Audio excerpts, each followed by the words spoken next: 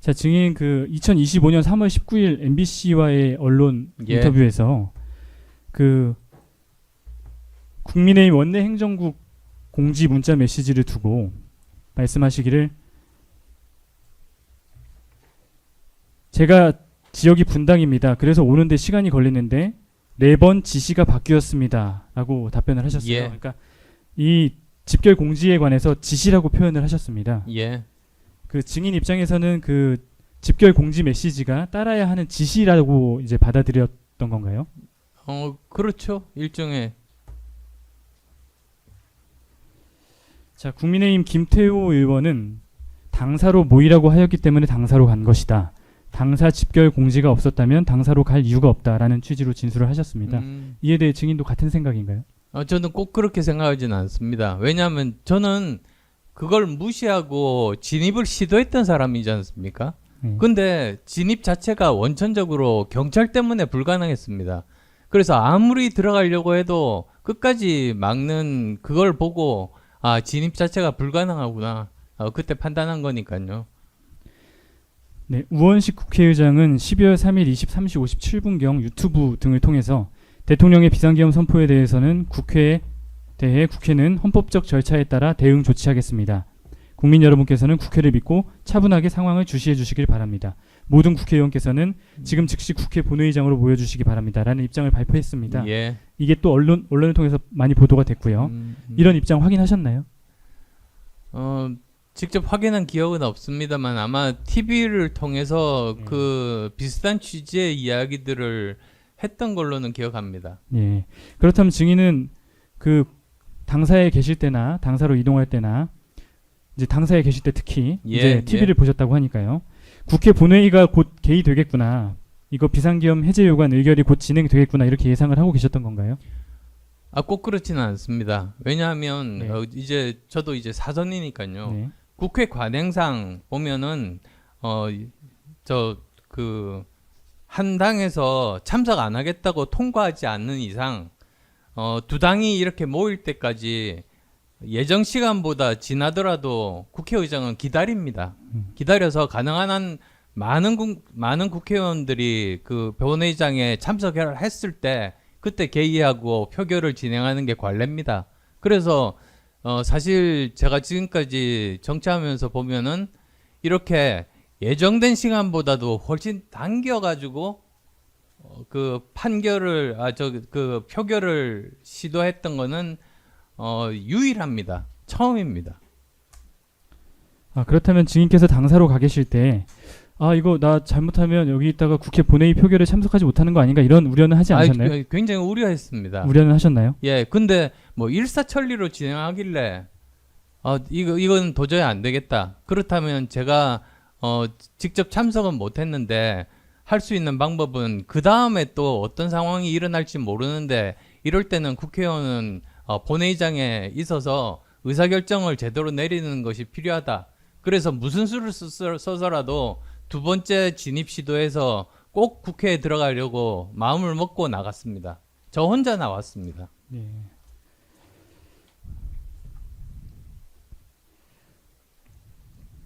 자, 89항 생략하고 90항 질문하겠습니다. 자, 증인께서 당사에 도착하셨을 때 피고인은 그 국회 내에 있는 국민의힘 원내대표실 안에 있었고 한동훈 당대표는 국회 본회의장 안에 있었거든요. 그 내용은 알고 계셨나요? 아니요, 몰랐습니다. 그리고 저는 두 분 다 제가 국회에 들어가서 본 적이 없습니다. 네. 증거 810번 안철수 의원 페이스북 게시글 제시하겠습니다. 증인 당사에 도착한 이후에 페이스북에 국회 출입 통제로 당사로 왔습니다. 당사에는 50여 명의 여당 의원이 와 있습니다. 국회 본청에는 10여 명의 여당 의원이 있다 합니다. 라고 글을 올리셨습니다. 예, 들은 이야기였습니다. 네, 국회 본청에는 10여 명의 여당 의원이 있다는 사정을 어떻게 알게 되신 거죠? 그러니까 들은 이야기였습니다. 그때 이제 같이 있던 동료 의원들 중에서 지금 한 10여 명 정도는 지금 국회 본청에 있다 이런 이야기를 했습니다. 당사에서 들은 말씀이신가요? 예, 당사에서 들었습니다. 그 10여 명이 누구인지에 대해 구체적인 말씀을 못 구체적으로 들으셨나요? 못 들었습니다. 네. 자, 그렇다면 증인께서는 요 당사 50여 명, 본청 10여 명 이런 구체적인 인원수까지 페이스북에 올리셨는데 그 이유는 뭐죠?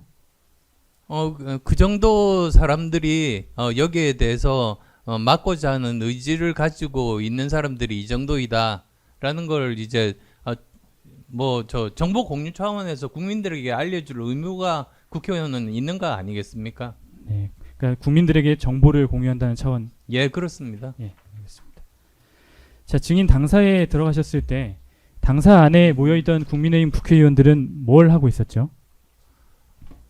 사실 굉장히 혼란스러워했습니다. 이런 경우가 뭐 저 포함해서 다들 처음이니까 335 모여서 여기에 대해서 어떤 식으로 대책을 세우고 어떻게 행동할 것인지 서로 의논하고 있었습니다. 네. 김태호 의원도 보셨나요? 본 기억은 없습니다. 자, 김태호 의원이 당시 당사의 상황에 관해서 말씀하시기를 다들 멍하니 있었다. 당사에서 할 수 있는 것이 아무것도 없었다. 예, 라고 예. 하셨는데 증인이 경험한 상황과 동일한가요?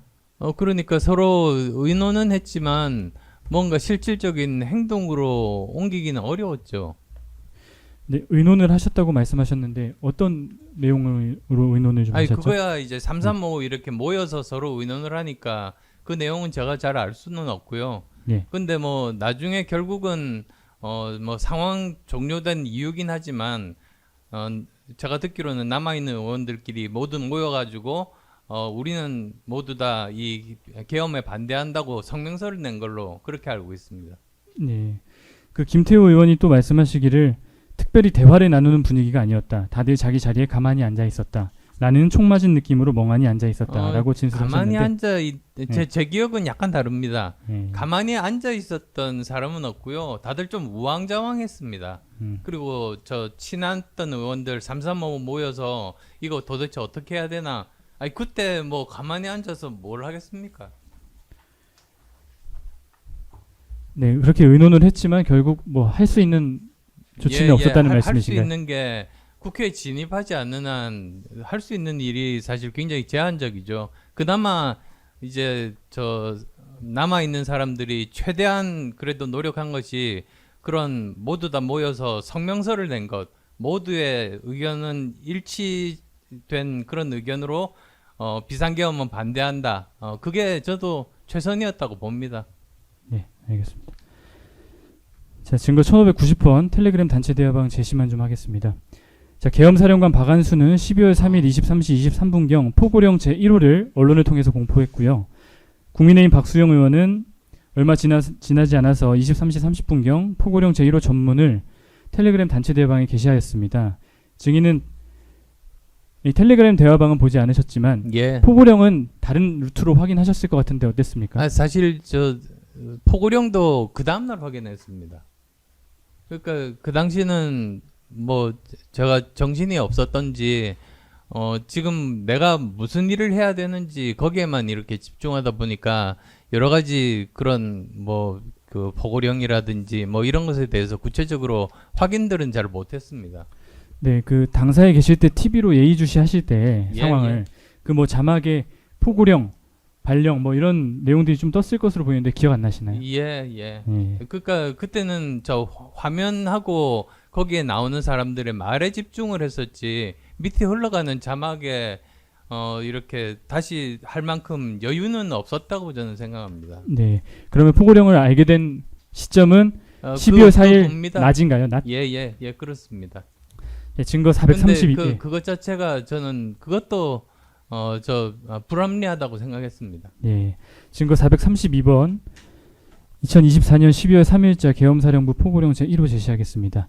이 포고령 1호를 보면 지금 1항에 국회와 지방의회, 정당의 활동과 정치적 결사, 집회, 시위 등 일체의 정치 활동을 금한다고 규정하고 있고, 그리고 마지막 부분에 이상의 포고령 위반자에 대해서는 대한민국 계엄법 제9조에 의해 영장 없이 체포, 구금, 압수수색을 할 수 있고 계엄법 제14조에 의해 처단한다라고 규정이 되어 있는데 요 계엄 상황에서는 이걸 확인을 못 하셨단 말씀이신가요? 예, 근데 제가 나중에 확인해보고 이건 문제가 있다고 생각한 것이 사실 이런 포고령이 발동을 하기 위해서는 우선 국회에서 이 계엄에 대해서 승인이 됐을 때 그때 그 다음으로 할 수 있는 것 아니겠습니까? 근데 국회에서 표결이 이루어지기도 전에 저렇게 포고령이 나오는 것 자체는 저거는 문제가 있다.